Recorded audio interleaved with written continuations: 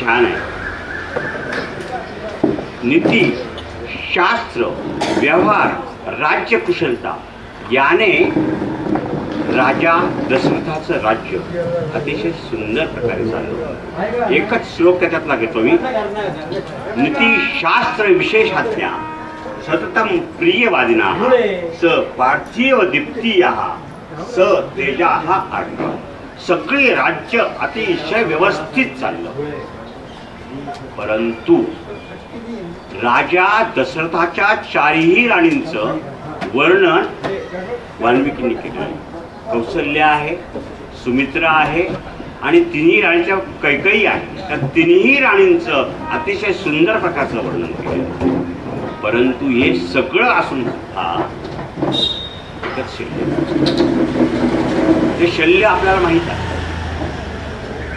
दशरथाच्या तिन्ही राणींना पुत्र संतती नव्हती. त्यामुळं तो आणि त्या राण्या तिन्ही दुःखित झाल्या.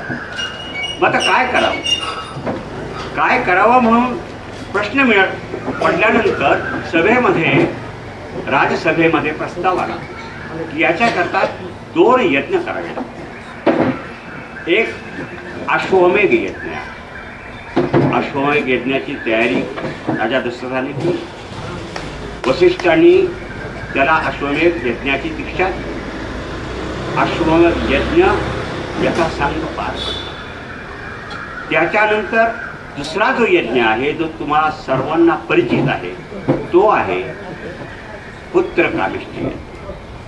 मग पुत्रकामेष्टी यज्ञ जो आहे त्यासाठी कोण ऋषी तज्ञ आहे त्याला बोलवावं लागतं. मग त्या ऋषीचं नाव जे आहे ते आहे ऋषिशृंग.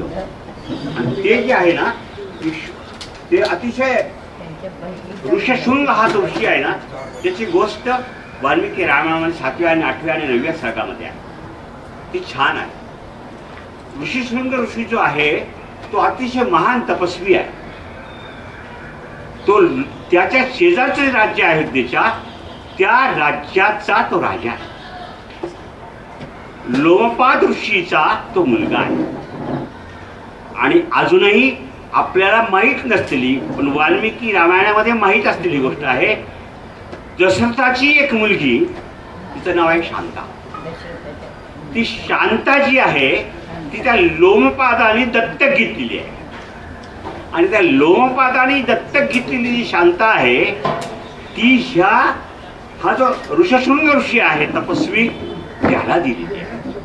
आणि हा ऋषशृंग राजा आणि तपस्वी सुद्धा तो इतका मशहूर होता की पुत्रकामेष्टी यज्ञासाठीच नाही तर ज्या ज्या ठिकाणी पर्जन्यवृष्टी होत नाही, ज्या ज्या ठिकाणी दुष्काळ पडेल त्या ठिकाणी याला बोलवलं जायचं. आणि एक दिवस ऋषशृंग राजाला अयोध्येत प्राचारण केल्यानंतर दशरथाने पाहिलं की ह्याचं तपाचं जे सामर्थ्य आहे ते अलौकिक आहे.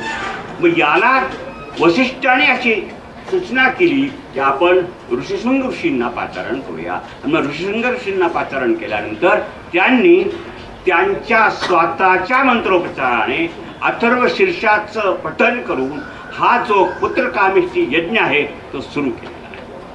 पुत्रकामेष्टी यज्ञ सुरू केल्यानंतर सर्वांना जे माहीत आहे तेच आपण सांगतोय. पुत्रकामेष्टी यज्ञ सुरू केल्यानंतर त्या यज्ञामध्ये हवन विधी चालू असताना त्या ठिकाणी प्रजापित्य असा विष्णूचा अवतार असलेला महापुरुष त्या अग्नीतून वर आलेला आहे. आणि तो वर आल्यानंतर त्याच्या हातामध्ये अतिशय रत्नजडित सुवर्णने भरलेलं असं एक पायस पात्र त्या ठिकाणी आपोआप त्याच्या हातात आलेलं आहे. तो विष्णूचाच दूत आहे असं समजून दशरथा तुझा पुत्रकामेष्टी जो यज्ञ आहे तो सफल झालेला आहे. विष्णू त्याच्यामुळे अतिशय संतुष्ट झालेले आहे आणि तुझ्या राण्यांना याच्यातलं पायस दिलं तर त्यांच्या पोटी जे पुत्र निर्माण होतील ते विष्णूचे अंश असतील हे लक्षात ठेव. मग त्यानंतर पायस दान घेण्याची विनंती त्या महात्म्याने त्या पुरुषाने राजा दशरथा केली आहे, राजा दशरथा केली आहे. दशरथा दशरथा घे पायसदान पायसदान दशरथा घे पायसदान पायसदान तुझायती प्रकट आमाधा सन्मान